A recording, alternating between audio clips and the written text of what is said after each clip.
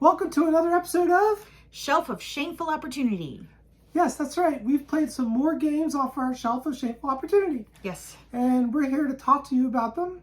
Yep. Whether they're sources of shame or opportunity or both. Yes. We're excited. We played some games. Yeah. All right. You've got the list. Where All are we right. starting? Well, the first one, and probably the biggest one in scale, Endless Winter.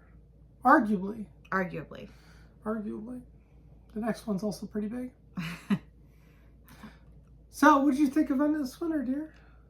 I really loved Endless Winter.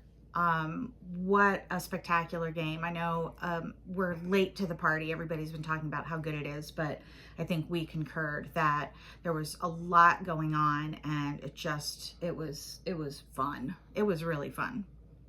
Yeah, and it was really good. It was really fun. I thought it was really good mix of mechanisms. It's got that Arnek kind of deck building where it's not a full deck building. Like, you don't get to see your cards that often, but it really works for the game anyway. Yeah, some you might only see once or twice, but it's still, I thought, fit into the gameplay really well. It did allow you to buy some cards that could do really good things. Some of them, you knew you're buying them late enough. You might only see that once or twice, but that's all you needed it for. You just need it for like one spectacularly good turn. Exactly. Yeah. And so we ended up adding all of the expansions in too. We did. We added them all in. Well, we did some incremental adds, and then we played with everything. We could. Yeah. Except for maybe one or two things. Yeah, there was a Take Daddy one we didn't like, right? Yeah. Trying to remember. Am I mixing my games up now? I don't know, but we did play like with the Yeti mini expansion, and that never came up. So right, that's true. But that was just a micro expansion, so it was kind of not a big deal. But and you didn't like the cave paintings expansion, which is probably the biggest expansion. I mean, so I like the cave painting expansion, but on its own, like just with that, when you start adding in a bunch of other expansions, it's just too much. I thought all the expansions in the game at the same time were too much for me. Yeah. Because and to be fair, I'm not sure that's how it's supposed to be played. Yeah. I'd like to enjoy the different parts of the game, and you just really can't do much with it if you get too many expansions in there. You can't give them the attention they deserve. Makes sense. I enjoyed the cave painting one when we did it by itself. Okay. It definitely was not my favorite of the group, but I enjoyed it. But when then you put everything else in, it was too much, and that was the one I just ignored. I, on the other hand, loved all the choices. Yeah. Oh yeah. I like Launcher. This reminded me a little bit of, well, it's more complicated. The base game is more complicated than like Isle of Skye. But I loved the way the expansions made Isle of Skye this super complex, like, interesting game. And there's a little bit of that in Endless Winter with the expansions that makes it this super complex, many component game. Yeah. I really liked what the expansions added to the terrain area. Yes. There's a terrain area in the game. It's kind of area control. We're not big area control fans. But the expansion added this river that you could move your boat down, and I liked it a lot. I liked that a lot. Yeah, I really like the animals in this with the different powers, and I'm not sure whether I liked the sort of like souped up one with the expansion that gave you a different way to score them. That like it took away the set collection mechanism. Right. I understand why that's there. I understand it's probably a better game mechanically without the set collection. Right. Because at the end we were just like collecting animals, like trying to build those sets. The last couple turns they were like the eggs and wingspan. Yeah. But I did kind of like the set collection piece of it too. So they're just two different ways to play, and I think I liked them both. Yeah, I couldn't say which way was better.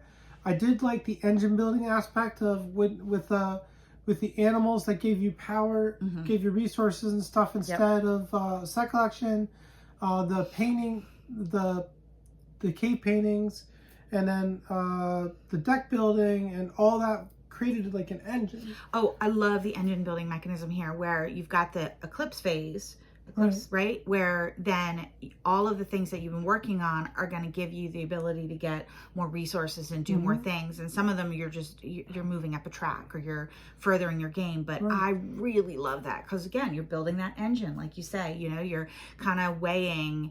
And Oh, and the engine is variable, which I really like. So the cards, like your last turn, you're deciding which cards you're going to keep to be your eclipse phase cards, and those give you powers that you're collecting things or you're doing something in the eclipse phase based on those cards. So that engine changes depending on those last minute decisions you make, which I don't know that I've seen that in a game before, and I really like that. I thought that was super clever. Yeah, it was super clever. I do like the eclipse phase a lot, and I like this game a lot. Yeah, me too. I think the only thing was, and I know one of our commenters disagreed with our take on this before, is it's about winter or the Ice Age, but it didn't feel like it to me, and I don't know why.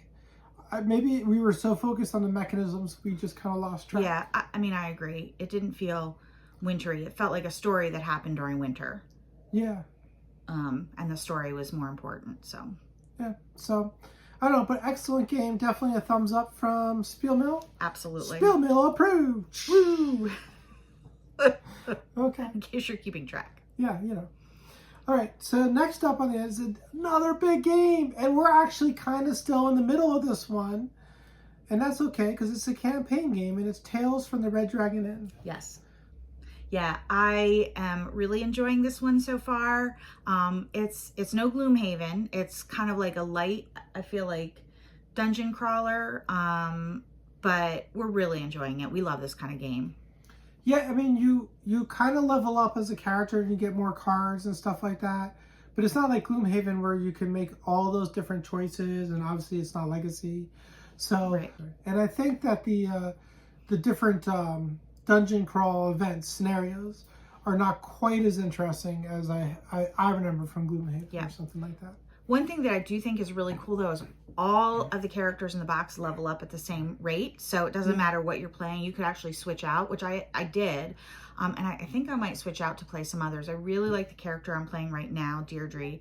But you know, I started with Eve, and Deirdre was just as strong as Eve was when I switched, and now I could switch to another character in a game or two, and they would also be leveled up. And I like that variability, especially in a lighter campaign game, not one like Gloomhaven. We're so invested into our characters and the story and everything, so I would never want to change characters then. In fact, I feel sad when your character retires, but here it's kind of cool to be able to kind of like try some out. It's a different kind of game. Yeah. And it's really fun, and I do think it's for a dungeon crawler of its scale, the entry point is easy. Yeah.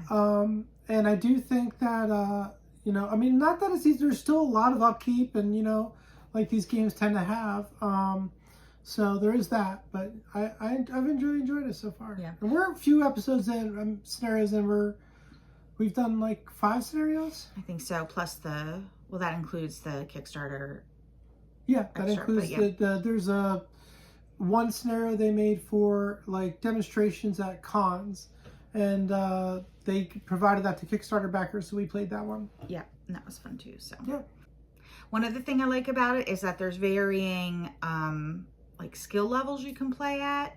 I think you kind of pegged the last game that we hadn't lost any yet, so maybe we want to up our difficulty. I mean, they're coming down to the wire, but usually we like a little bit more challenging. We like to lose a few times, get our butts kicked before we win. So we might actually up the difficulty on the next one. Yeah, I feel like I'm not getting close enough to death either. You're like, and not really. I think one of them I was wounded once so far.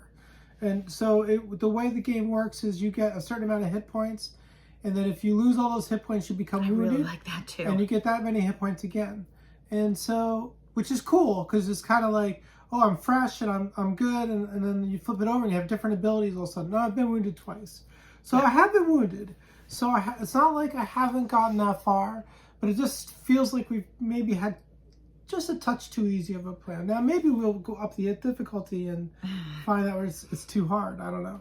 Yeah, I should try that. But so far, yeah, I really like this. Yeah. I think it's an approachable dungeon crawler. So if you haven't played any, or I think Tom Vassell played it with his kids. Yeah.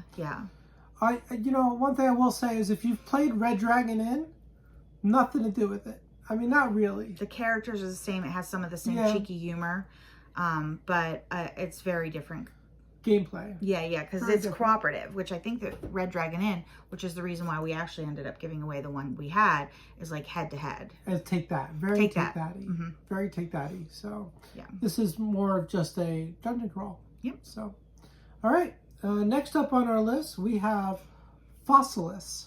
Yes. This is another hit. Oh my God, this was so cool. The board on this is amazing. I really, really, really, really, really like this game. And it wasn't just the gimmick of the board either. The game itself is really good. So the gimmick of the board is that the board, it's really hard to explain actually. So we have pictures you can. Yeah, we'll throw some pictures up here. And, but basically you have a bunch of holes in a deep platform.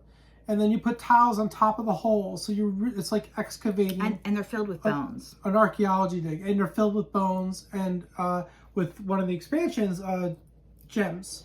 And then you're trying to dig up the bones. You're trying to uncover and then dig up the bones, and then get cards with the tiles that you excavate from the dig, and make dinosaurs. Or put them together to complete dinosaur cards, or to score as many dinosaur cards as possible. There's a couple of different strategies here. One we haven't really tried is doing a lot of partial dinosaurs to get as many of those. You did that? The last game we played, I was like, wow, I'm gonna lose. I was getting really frustrated. I was like, wait a minute. I can just complete partial dinosaurs, and I just started hammering out the partial dinosaurs. Because you get icons on the dinosaurs, whether you did partial or complete. So it's kind of like a set collection mechanism there, where you're trying to, each dinosaur has like 3 icons on it, and you're trying to get sets or get the whole set or something like that. And I was so far behind Jane. I was like, this is hopeless. I mean, it's one of those times where you like table flip, like, hate this game. I'm never playing this again. This is awful. And then I realized I could do a different strategy. I was like, boom, boom, boom, boom, boom, collecting all the dinosaurs. And I still lost, but I made it much closer and had a lot of fun. And I actually think I had a fighting chance. So yeah, I mean, it's interesting. I think this game does a good job of having multiple ways to score points, a little pointsality in that way, but in a way that makes it that different strategies are viable. Yeah, there's a little bit of luck involved in that.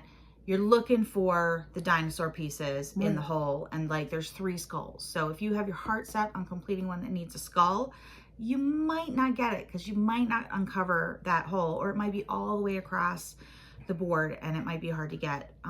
But I think that partial dinosaur strategy kind of compensates for that. Yeah, and I think part of the skull challenge was that I had a skull, but there aren't a lot of dinosaur skull cards. Right. So I never saw a dinosaur skull card. Right. So, but the skulls are worth a lot of points in and of themselves, so it's kind of okay. Yeah. So that, I mean, that's another keeper. I don't think we got anything off our shelf this time. No, I don't think we did. It's a good thing we haven't bought any games lately. We have one more game to talk about. So there's just 4. We did play a 5th game, an expansion that we're going to talk about later in a different video. But the 4th game that we did play, and you only played it once, but I played it multiple times, and that is Hunted. Yes. Now, Hunted is a solo game, or you can play it with 2, but it is a solo game in principle, and Hunted Kobayashi Towers. And what it is Die Hard, the game. It is. So, which is kind of cool. It is. It definitely is cool. So, we played it, and what'd you think of that? Well, I only have 1 play in, and a lot of times the first play, there's some novelty there. So just take this with a grain of salt. But I liked it, and the small footprint, it's not like a huge game, means that it's not one I want to necessarily get rid of from the collection anytime soon. It's pretty lucky. It's like all based on what you roll on your dice, and how the cards come up. So there's not a lot of strategy to it. It's just No, that's right. And they've acknowledged that. And one of the things that is happening, we should acknowledge this, is they coming out with a 2nd edition that has more dice mitigation involved. Because one issue is that it is a little luck heavy. Right. Like the dice are what the dice are. There was one time you rolled a dice like 4 times, and you needed a 4, I think, and you got all 3s. Yeah. That being said, I actually liked it. I'd like to play it more to get a better sense of it. But what'd you think? I really liked it. My third game was my favorite. Okay. And that's because after playing alone and then playing with you, and then I was like, I'll play one more time, and I was like, I finally got the hang of when to move the time counter down. Also, I got we got something wrong in our game. I figured out that we would have ran out of time and stuff. So like we lost anyway, but it's not a lot of maintenance though, so I don't want to make it sound like it is. It's just like I kept forgetting when to turn down my, because you have health, and then you have time, and if you run out of either, you lose. Right. So and it's fun. It's tense. It was a good game. I got pretty close to the roof, but you're trying to get to the roof and then fight Lars, and then but I didn't get there. Yeah. Well, and that is to me again the mark of a good game like that is that. You know, you don't want to win every time. If you win every time, it's not fun. And so it did, even with the sort of the luck factor, or maybe because of the luck factor. But we just, you know, we didn't win. Yeah. Which is fine, because then when you do win, it's really exciting. So it's solid, not great game, but it's a good game. Definitely, if you like solo games, it's a solid solo game. And it's Christmas themed. Well, it's Die Hard, but there's there is also a Christmas version that's 100% Christmas themed, which we do have and haven't played yet. There's actually like 4 versions of that game. We've only played the one so far. Yeah. So one of them is actually kind of in a big box. So I don't know why. Maybe I don't know. Maybe that's where the playmat is, because I'm pretty sure we have a playmat for it, but I wasn't sure where it was. That is not unpacked yet. Okay. Well, that's our video. So we basically had 4 games in this video. We're going to try to do this like every 2 to 3 weeks, and, you know, just try to, whenever we play 4, 5, 6 games off our shelf with Shameful opportunity. Yes. We shall talk about them. Yeah, so we're hoping to plow through some of our backlog this year and get a lot of the games that we sort of stored up when we couldn't play games, get them to the table. So what have you gotten off your shelf of Shameful opportunity lately, or opportunity or shame, whatever you prefer? And, you know, what'd you think of it? We'd love to hear. Yeah. All right. And remember, every day of the game is a holiday.